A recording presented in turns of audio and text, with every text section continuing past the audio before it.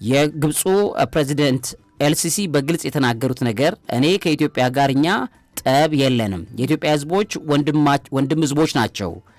የኛ ችግር ያለው ከህዳሴ ግድቡ ጋር ተያይዞ ይሄ ማንዳቶሪያል የሆነ ማለትም ሁለቱንም አካል ሊያግባባ የሚችል የሚተሳሰር አግሪመንት ነው የምንፈልገው የሚል ባይንዲንግ አግሪመንት የሚባለው ከግራም ወደ ቀኝም መፈናፈን የማያስችል ባይንዲንግ አግሪመንት ነው የምፈልገው የሚለው ነገር ነው ግብጽ ይዛ የቀረበችው።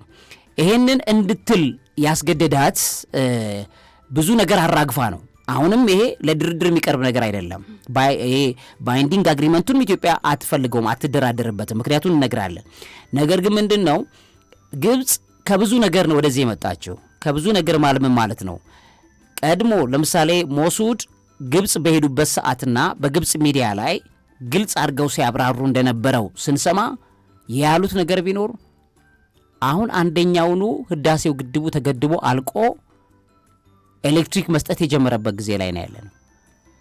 ተወደደም ተጠላም ግብጽ መከተል ያለባት አሉ የትራምፕ ዘመድ ናቸው እኚህ ሰው እንደነገር ነው ያው የሊባኖስ ተወላጅ ናቸው። የሳቸው ልጅ ሚካኤል የሚባል ልጃቸው ሞሱድ ቲፋኒ የምትባለውን የትራምፕ ልጅ የሚያገባ ነው።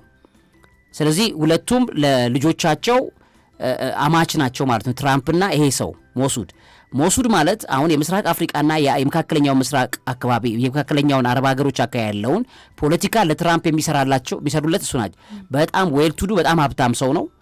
በጣም ኢትዮጵያን ይወዳታል ብቻ አይደለም በከፍተኛ ፍቅር ኢትዮጵያን የሚወዳት አይነት ሰው ነው። እንደገናም ደግሞ ፖለቲካውን ያውቀዋል፣ የረጅም ጊዜ እንትኑንም ያውቀዋል። እዚህ ኢትዮጵያ መጥተው ያለውን ሰምተናል። ይህ ሰው ማለት ነው በጣም ትልቅ ሰው ነው። የትራምፕ ዘመዱ ትራምፕ በጣም ነው ትረስት የሚያደርገው ሰውየውን።